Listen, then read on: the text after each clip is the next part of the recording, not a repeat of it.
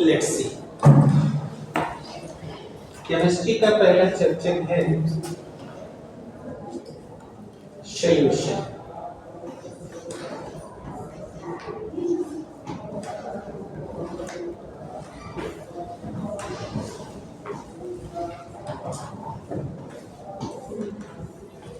विलियन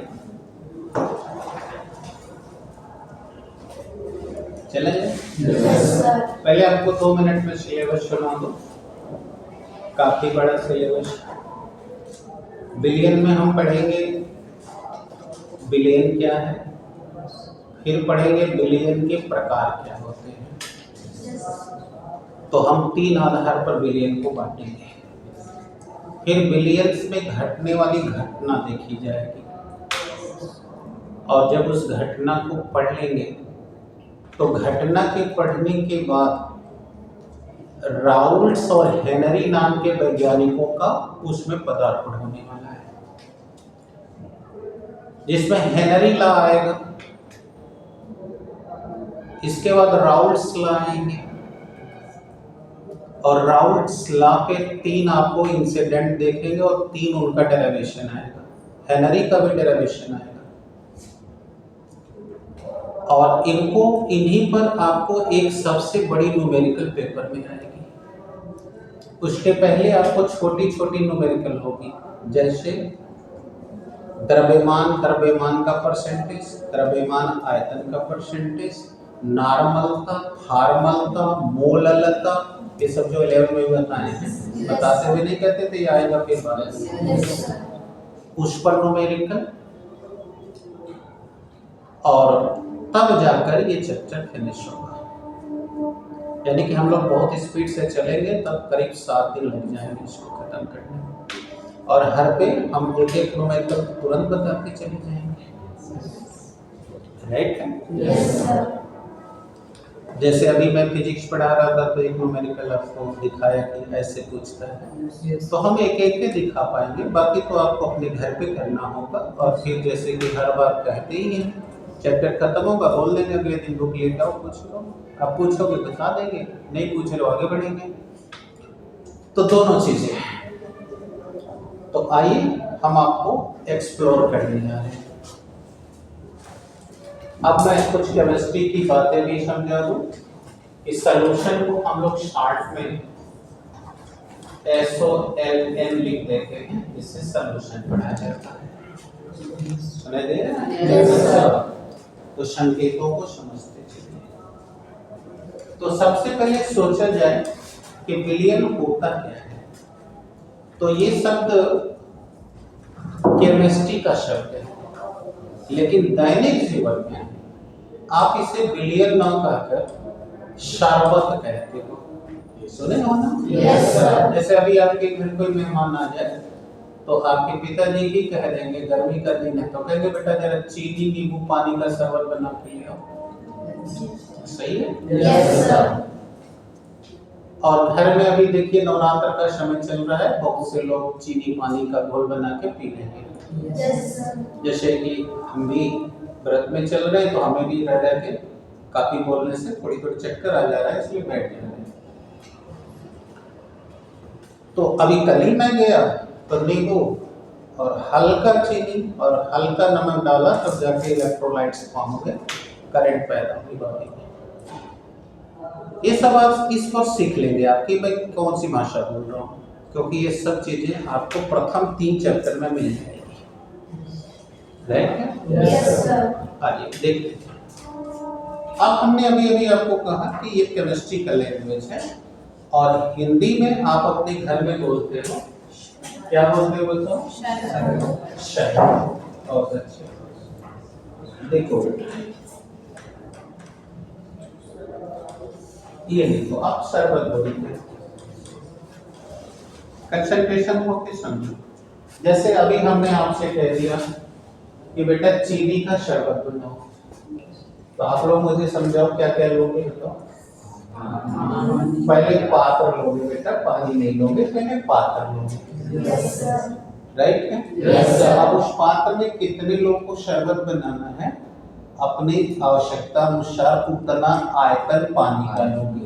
क्योंकि हमें तुम्हें केवल ये नहीं बताना है, हमें केमिस्ट्री की भाषा में टर्न करना है, इसीलिए मैं एक एक चीज बताऊंगा। तो जब आप उसमें ऐसा करते हो तो आप अपनी आवश्यकता अनुसार उसमें देखो ये पानी रख दिया, पहले ध्यान से सुनते रहो, बोले पानी रख लिया मैंने। Yes sir. अब आपको बनाना क्या था, चीनी का शरबत, राइट है? Yes sir. तो अब आपने ऊपर से ये देखा,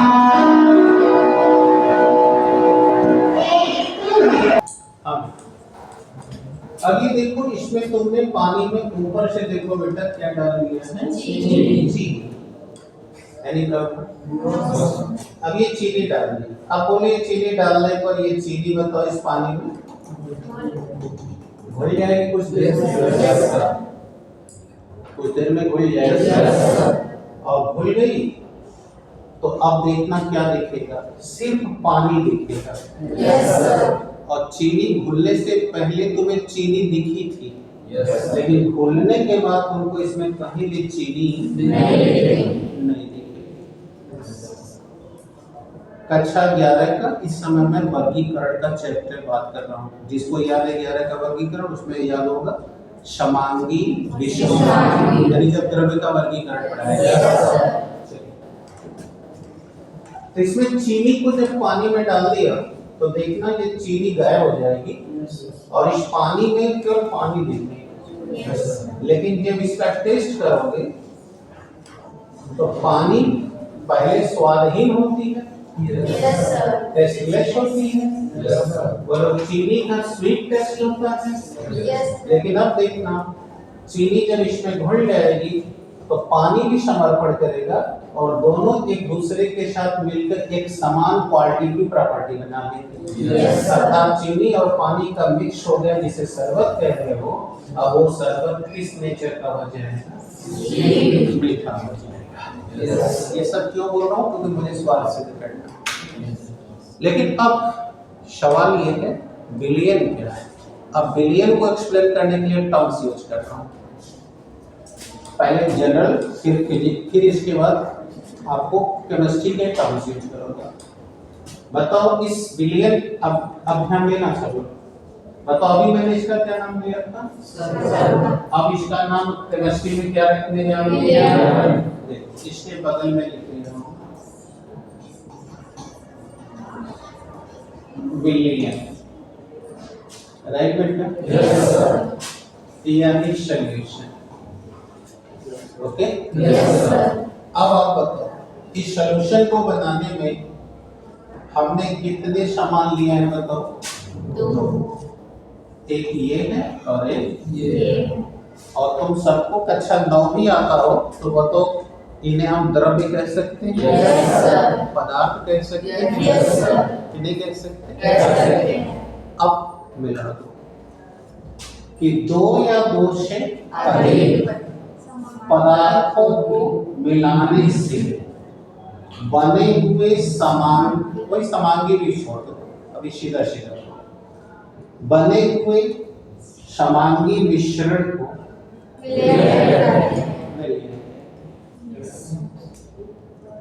आगे बात समझ में? यानी कि अगर आप कोई बिलियन बनाने जा रहे हो तो कोई भी बिलियन अकेला नहीं बनेगा, उसमें तुम्हें कुछ न कुछ डालना पड़ेगा। अतः जब डालोगे तो उसकी संख्या में एक नहीं रहेगी, एक से ज्यादा हो जाएगी, राइट है? Yes sir. बोलो क्या अकेला कोई बिलियन पॉसिबल है? तो कम से कम कितना चाहिए? तो 2 भिन्न भिन्न पदार्थों को मिला दें, और मिलाएं कैसे, अभी दिखाया कि जब मिला दो तो चीनी चीनी ना रहे, पानी दोनों मिलके एक जैसा प्रॉपर्टी को पकड़ लेंगे। तो एक जैसी प्रॉपर्टी पकड़ ले तो एलियो में सिखाया गया था ऐसे को समांगी, यानी होमोजेनस कहते हैं। 2 चीज मिल गई तो वो मिक्सचर है, अतः अब ये होमोजेनस मिक्सचर हो गया। देख रहा हूँ मैं पीछे का ज्ञान उठा रहा हूँ। हाँ, अब तुम्हें कितना आता है बेटा अपना देखो, बोलो, या हिंदी इंग्लिश एक साथ कर रहा हूँ, बोलो समांगी मिश्रण बन गया। और इसी समांगी मिश्रण का नाम हमने रखा बिलियन। Yes, sir. अभी मैंने टर्म्स यूज नहीं किया, अभी मैंने सीधे सीधे साहित्यिक भाषा को केमिस्ट्री की लैंग्वेज में टर्न किया, जो तुमने 9-10 में पढ़ा था। Yes, sir. अभी मैं 12 में आने वाला हूँ। बोलो इतना आया? Yes, sir. अब इतना आया तो यहाँ कंपटीशन और वाई वाली हो। अब ये विलयन अगर दो पदार्थों के मिलने से बना है तो इसे हम कहते हैं बाइनरी सॉल्यूशन। क्या कहते हैं? Binary solution. यानी तुमने सिर्फ चीनी डाला और पानी डाला तो वो बना बाइनरी सॉल्यूशन। यानी कि हर सॉल्यूशन अपने आप में Binary solution. बाइनरी सॉल्यूशन है, क्योंकि अकेला नहीं बनेगा। मैं बार बार कोट कर रहा हूँ इस चीज Yes, को। sir. अकेला नहीं बनेगा. कम से कम दो चीज चाहिए। तो each of the solution is the binary solution. लेकिन अभी हमने कहा कि हमने कल किया चीनी पानी नमक, यार दोनों दो से ज्यादा हो गया कि नहीं? Yes, sir. तो जैसे ही दो से ज्यादा हो जाए केमिस्ट्री कहती है उसे हम बहु या पॉली कहते हैं। Yes, sir. तो अगर वो सॉल्यूशन बेटा दो से ज्यादा चीजों से बनी हुई है तो बोलो उसे क्या कहेंगे? Poly solution. आया? Yes, sir. पिछले साल के पेपर में ऑब्जेक्टिव में पहला सवाल यही पूछा था। तो जो लोग सीखे थे वो तो लिख दिए थे, जो नहीं सीखे थे वो अपने मन से लिखे थे। तो जान गए पॉली सॉल्यूशन क्या है और बाइनरी सॉल्यूशन क्या है? Yes, sir. कंफर्म हो गया? Yes. तो किन्हीं भी दो पदार्थों के, पदार्थ कैसे आगे दिमाग में चल रहा है? Yes, sir. किन्हीं भी दो पदार्थों के मिलने से बने हुए समांगी मिश्रण को विलयन कहते हैं। और अगर वह विलयन दो पदार्थों के मिलाने से बनता है तो वह बाइनरी सॉल्यूशन है, और अगर दो से अधिक तो वो पॉली सॉल्यूशन। Yes, sir. एक नंबर मैंने मेंटेन कर लिया। अब दूसरा करने जा रहा हूँ। अब 12 में है। 12 में क्या है? अब आपने कहा कि इसमें हम दो चीजें कम से कम मिलाएंगे, कहे हो ना आप? Yes, sir. देखते रहना बेटा। तो उसमें जो एक चीज होगी उस चीज का नाम हम रखेंगे सॉल्यूट। क्या नाम रखेंगे? सॉल्यूट। Yes, sir. और दूसरे का नाम रखेंगे Solvent. सॉल्वेंट। आ रहा है बेटा? Yes, sir. यानी बोलो आप विलायक। Yes, sir. अभी बताओ। और आप दोनों को जब मिला दोगे तो अब जब तैयार हुआ हुआ हो गया यानी सॉल्यूशन। और अब बोलो क्या डेफिनेशन होगी? विलेय और विलायक के परस्पर मिलाने से बने हुए समांगी पारदर्शी मिश्रण को Solution कहते हैं. सॉल्यूशन। Yes, sir. आ गया बेटा? Yes, sir. अब इसमें एक टर्म्स और जोड़ दो। वो क्या? तुम लोगों ने भी कई बार चीनी पानी घोला होगा, नमक पानी का सॉल्यूशन बनाया होगा। Yes, sir. एक चीज नोटिस किया है कि जाड़े में अगर चीनी पानी घोलो तो टाइम लगता है, Yes, sir. और गर्मी में घोलो तो जल्दी उसकी तुलना में। अब क्यों? आगे टॉपिक में आएगा, बताएंगे। अब सवाल है क्यों? तो हमको मान लो इसका आंसर अभी चूंकि हम दे नहीं रहे हैं, इसलिए तुम अपने को मान लो कि तुम्हें ये नहीं आ रहा है कि क्यों। लेकिन एक बात तो बड़ा आसानी से दिमाग ले सकता है कि ठंडी में टेम्परेचर कम रहता है, गर्मी में टेम्परेचर उनकी कंपैरिजन में, इसका मतलब सॉल्यूशन बनने में टेम्परेचर का भी रोल है। इसीलिए अब हमें परिभाषा में इसके पहले एक सर्कल लगा देना होगा। मिल गया सर? Yes, sir. नियतता आ गया ना आपको? Yes, sir. अब इसमें जितनी डेफिनेशन होती जाएगी सब में एक कंडीशंस लगाना पड़ेगा। अब हमारी डेफिनेशन कंप्लीट हो चुकी है कि नियतता पर at a constant temperature if solute and solvent are dissolved together, so then then form the homogeneous mixture. This is called solution or Binary solution. तो मैंने बोला था कि कोई भी सॉल्यूशन बाइनरी तो होना ही है।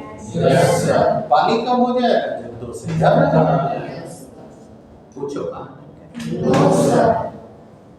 आगे आपको समझ में Yes, sir. अभी दिक्कत है? No, sir. तो अब इसमें तुम्हें जानना पड़ेगा कि चीनी कौन है, पानी कौन है, पानी। उस पर विचार करेंगे। पहले डेफिनेशन क्लियर हो गई है? Yes, sir. तो अब मैं बोल रहा हूँ, जिसको आ रहा होगा बताएगा। नियत ताप पर जब विलेय को किसी उपयुक्त विलायक में, देखो टर्म सुधारा जा रहा है, उपयुक्त विलायक का मतलब जिसमें वो घुल जाए भाई। Yes, sir. तो नियत ताप पर जब किसी विलेय को उपयुक्त विलायक में खोल दिया जाता है तो इससे जो समांगी मिश्रण बनता है वही विलयन कहलाता है। आ गया? Yes, sir. बोलो, इसको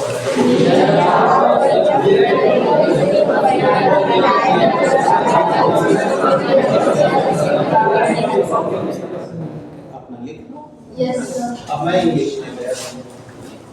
At a constant temperature, when the solute is dissolved in a proper solvent and form the homogeneous mixture, so this is called solution. बोलो बेटा, हो गया? Yes. दिक्कत नहीं है? सुन के लिखे हो कैसे बोलते हैं? आप बाकी लोग जो लिख रहे हैं वो भी अपना चेक कर लें। नियत ताप पर जब किसी विलेय को, थोड़ा एक्टिव बदलिए, जब किसी विलेय को एक उपयुक्त विलायक में मिला दिया जाता है तो इससे जो समांगी पारदर्शी मिश्रण तैयार होता है उसे हम विलयन कहते हैं। बताओ बेटा, शेयर हो गया? तो बेटा ये सब चीज ध्यान रखो, बोलते रखो, निष्क्रिय मत बनो। अब थोड़ा बारह जैसा कैरेक्टर दिखाओ और जो तुम्हें समझ आ जाए तो ताली जरूर बजा दिया करो। अभी तो बजाना है, कहने से नहीं बजाना, कि तुम्हारा माइंड करे तो कहने से नहीं होता है। तो बोलो, क्लियर हो गया आपको सॉल्यूशन क्या है? अब मैं एक एक को आगे बढ़ा रहा हूँ। देखो, पहले तुम ये समझ लो बेटा कि सॉल्यूट क्या होता है। ठीक है? Yes. सॉल्यूट माने विलेय। बढ़िया से सुनते रहे। तो देखो, वहां चीनी को तुमने पानी में डाल दिया, Yes, sir. या नमक को पानी में डाल दो, तो बोलो इसमें से कौन होगा जो घुल जाएगा? नमक. इसका मतलब कि जो घुल गया वह कौन विलेय. सॉल्यूट। Yes, sir. आया समझ में? Yes, sir. यानी जो पदार्थ घुल जाता है उसे क्या कहा जाता है? विलेय. आगे आप समझ में? Yes, sir. तो दैट इज कॉल्ड सॉल्यूट। अब अगर नहीं घुला तो उसे अविलेय कहेंगे, Yes, sir. यानी इनसोल्यूट कहेंगे। Yes. आया? Yes, sir. तो अभी मैं खोलूंगा, क्योंकि जितने टर्म्स खोलूंगा मुझे आगे पढ़ाने में सुविधा हो जाएगी। तो पहले बताओ, विलेय आ गया? Yes, sir. बताओ, व्हाट इज द सॉल्यूट, यानी क्या है विलेय? तो विलेय वो पदार्थ होता है जो घुल जाता है, right? Yes, sir. The substance which are soluble into a proper solvent is called solute. आया बेटे? Yes, sir. वह पदार्थ जो एक उपयुक्त विलायक में घुल जाता है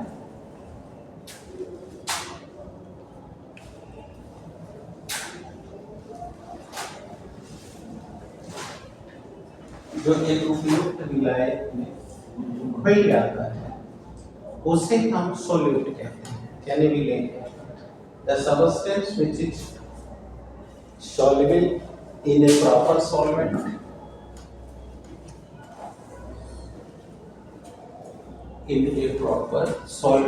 is called solute। ठीक है बेटा? Yes, sir.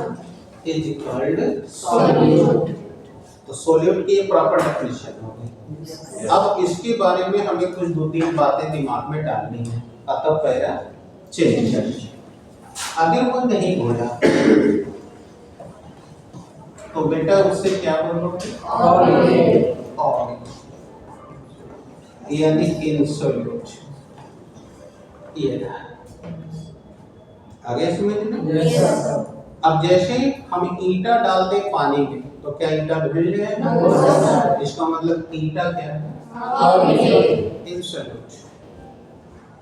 आगे Yes, sir. रबर डाल दे पानी में घुल जाएगा? नहीं, no, sir. नहीं घुल जाएगा। अभी आप लोग कह रहे हो तो वो कौन हो गया? Solute. इनसोल्यूट। तो जब भी कोई बॉडी इनसोल्यूट होती है तो उसका जो नेचर है वह वोलेटाइल या नॉन वोलेटाइल भी हो सकता है।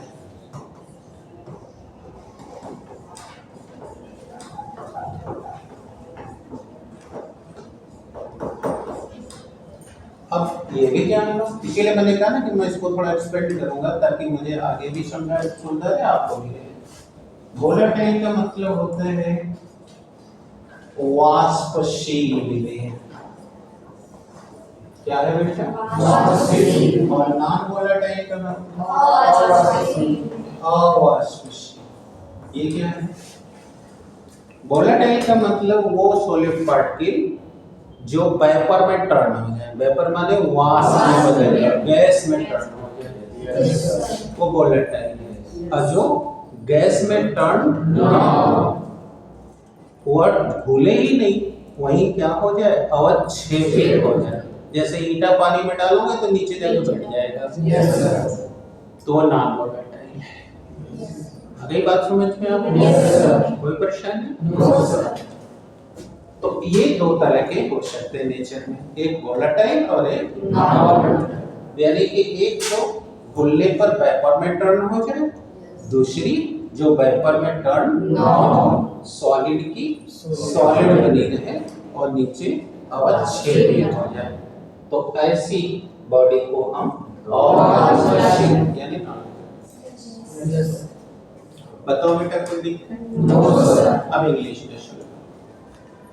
The solute particle which after dissolving turn into the vapor or gas. So such solute particle is called volatile solute, and if it doesn't change into vapor or gases, so this will be told non-volatile. आ गया? Yes, sir. अब कोई परेशानी? No, sir. अब जैसे मैं आपको example देता हूँ, आपके घर में अगर कभी शादी विवाह पड़ा हो और आपके घर रसगुल्ला या गुलाब जामुन बना हो तो देखिएगा यूज कर लेने के बाद सिर्रा बच जाता है। Yes, sir. तो वो जो आपका आया हुआ कारीगर है वह उसे आग पर रखकर पानी को वेपराइज कर देता है और फिर चीनी देखा है? Yes, sir. बोलो वो क्या हुआ? नॉन वोलेटाइल, क्योंकि वो वेपर में तो टर्न हुआ नहीं। Yes. उसका सॉल्यूट अभी भी देखो वही का वही पड़ा हुआ है। ठीक है? Yes, sir.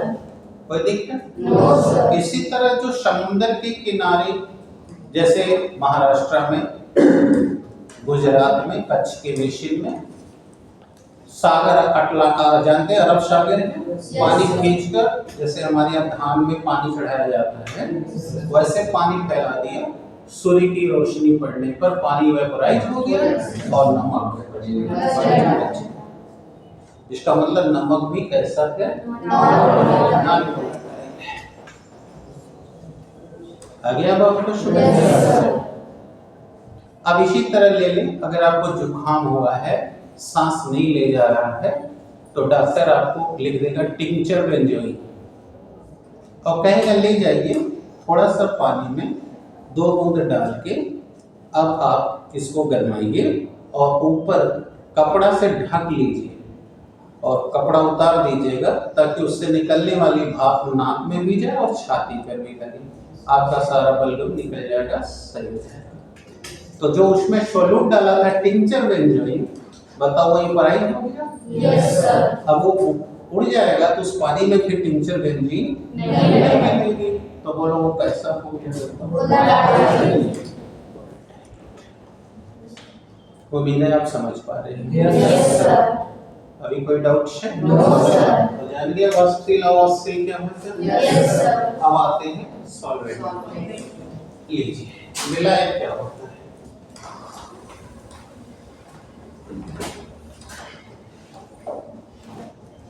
चलिए देखिए,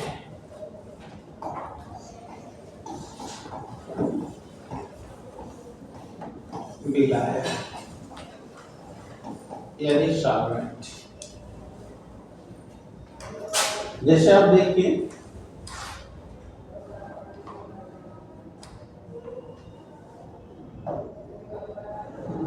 चलिए बेटा, Yes, sir. अब जैसे देखिए विलायक कौन था? अभी आपने चीनी को पानी में डाला था तो पानी ने उसको घोल लिया था। Yes, sir.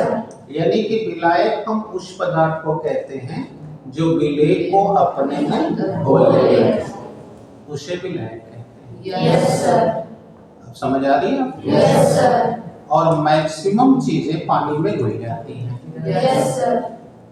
क्योंकि वाइवा में इस साल भी पूछा गया था कि पानी को सार्वत्रिक विलायक क्यों कहते हैं, यानी why is water called universal solvent.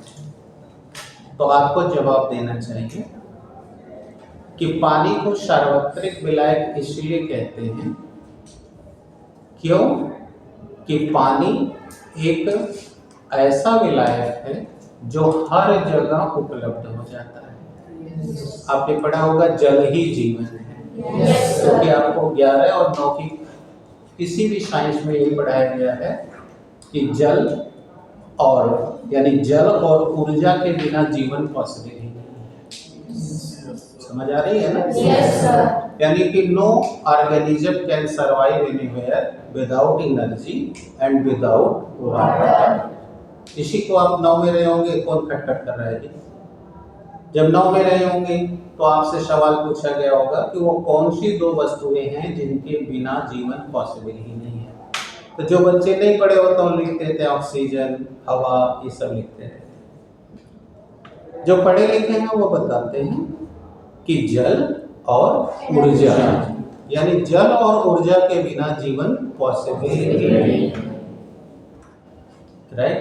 Yes, तो sir. जल हर जगह है, यानी जहां भी ये लाइफ है, कोई जीवित है तो वहां पानी रहेगा। Yes. तो एक तो ये कि पानी हर जगह उपलब्ध है।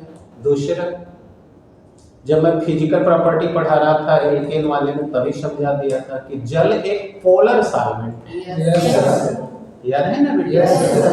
अब जो पढ़ा रखा है उसे मैं कहा ना कि मैं उससे आगे बढ़ूंगा। जल एक ध्रुवीय विलायक है और ज्यादातर वस्तुएं पानी में घुल जाती है। और पानी में कौन कौन घुल जाता है? तो आप पढ़े हैं 11 में, इलेक्ट्रोवैलेंट कंपाउंड घुल जाएगा, पोलर कोवैलेंट कंपाउंड घुल जाएगा और कोऑर्डिनेट कंपाउंड घुल जाएगा, क्योंकि ये तीनों में आयन बनते हैं। Yes, sir. और अगर कोई पानी में नहीं घुलता तो वो है नॉन पोलर कोवैलेंट बॉन्ड।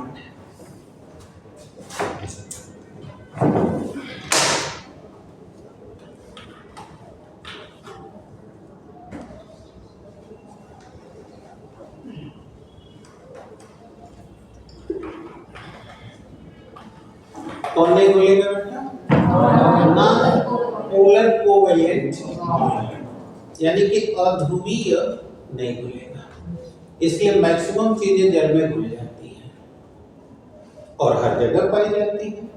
बस इसी रीजन की वजह से हम जल को सार्वत्रिक विलायक मान लेते हैं, यानी that is not a universal solvent but we are supposing that they are the universal solvent.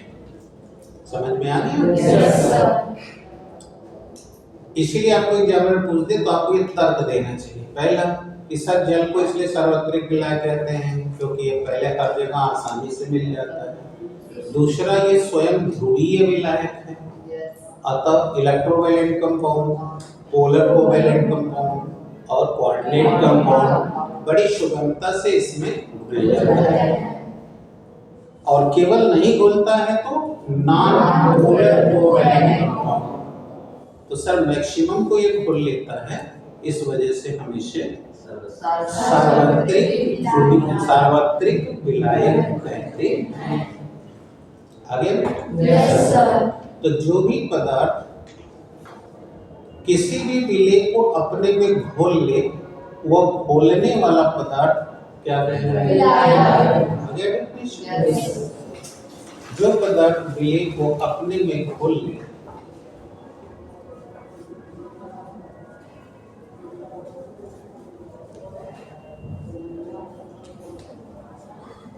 अपने में घोल ले, राइट, उसे हम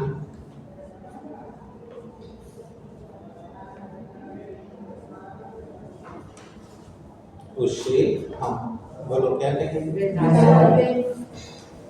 विलायक कहते हैं। The substance which can dissolve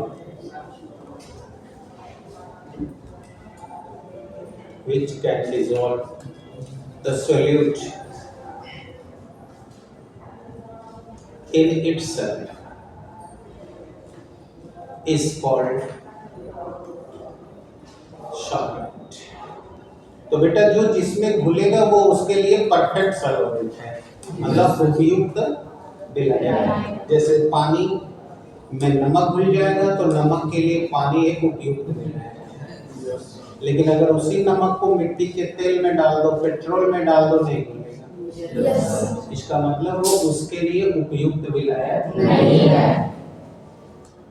तो सॉल्यूशन बनाने के लिए हमको कैसा विलायक चाहिए? उपयुक्त, सुटेबल, जो उसको घोल ले। Yes, sir. अब बोलो क्या प्रॉब्लम? No, sir. तो विलायक क्लियर हो गया? Yes, sir.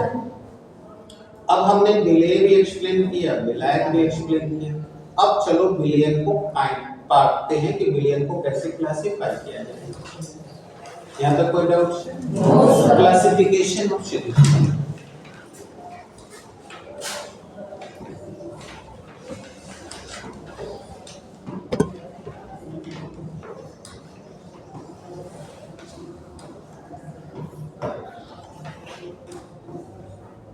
विलयन का वर्गीकरण।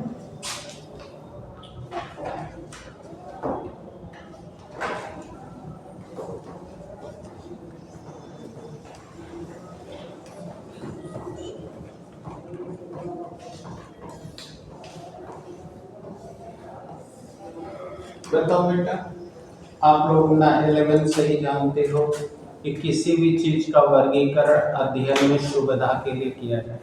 Yes, sir. तो you have already known the conception of classification from the previous classes.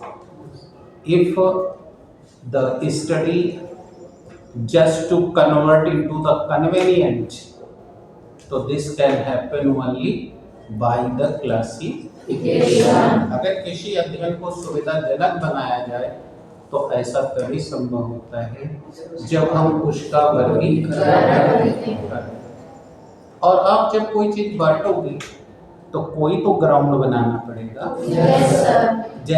जैसे अभी उस दिन आप लोग 31 मार्च को आए थे, प्रसादी आई थी, आप लोगों ने प्रसाद को लिया, तो हमने आप लोगों से कहा कि बेटा सारे प्रसाद मिला के आप लोग सबको बांटो। तो आपने कोई तो तरीका अपनाया होगा कि इतना सबको दे देते हैं, कोई तो ग्राउंड बनाया होगा, है या नहीं है? और ऐसे ही आपके घर में भी है। अब हम बतिया रहे हैं, वो अपना उसको 1 लाख मारो जरा तो पकड़े बात करें। अब देखो यहाँ टेक यहाँ देखो और कंटिन्यू बोलते रहो। तुमसे ज्यादा मैं बोल रहा हूँ, तुम्हें एक बार यस नो कहने में चुप हो जाते हो, समझो। तो उसी तरह से अगर हम बिलियन को क्लासिफाई करना चाहते हैं तो बिलियन को भी तो बांटने का आधार होना चाहिए। Yes sir. और हमें बताया गया कि बिलियन बनता है सोल्यूट और सॉल्वेंट से, इन्हीं के मिलाने से सॉल्यूशन। ठीक है बेटा। Yes sir. तो देखो हमारे पास सॉल्यूशन को बांटने का 3 आधार हो सकते हैं। कितने आधार?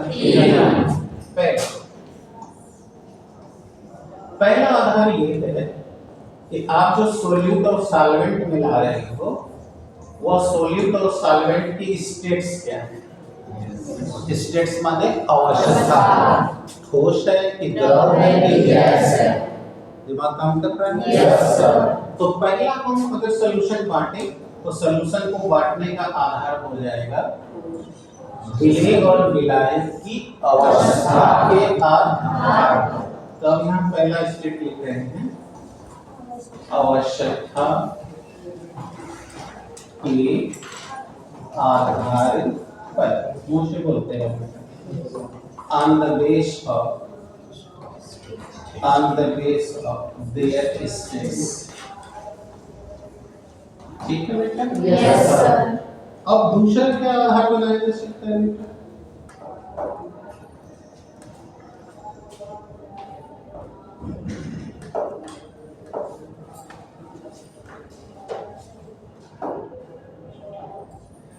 चले? Yes sir. देखिए दूसरा आधार क्या बनाया जा सकता है? पकड़े। दूसरा आधार बनाया जा सकता है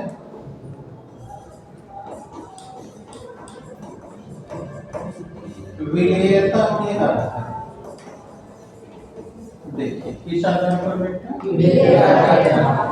on the base of solubility.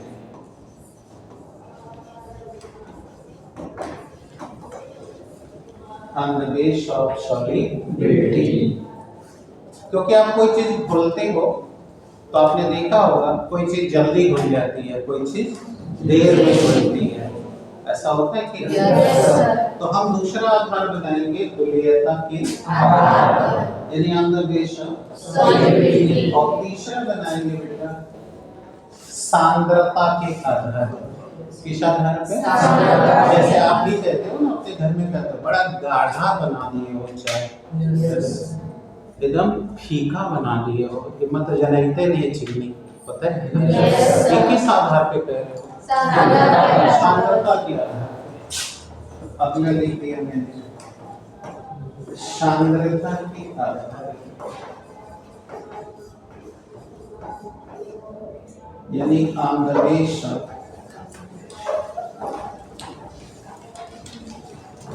Concentration. आगे बेटे? Yes sir। तो if we are classifying the solution, so then we can classify the solution on the three bases: on their states, on their solubility, and on their concentration। अब एक एक करके उठा दिया। Yes sir। पहला, अब आइए पहला लिखिए। देखिए पहला ले रहे हैं अवस्था के आधार पर। आपकी हेडिंग है इसलिए मैं नहीं लिखूंगा। अब देखिए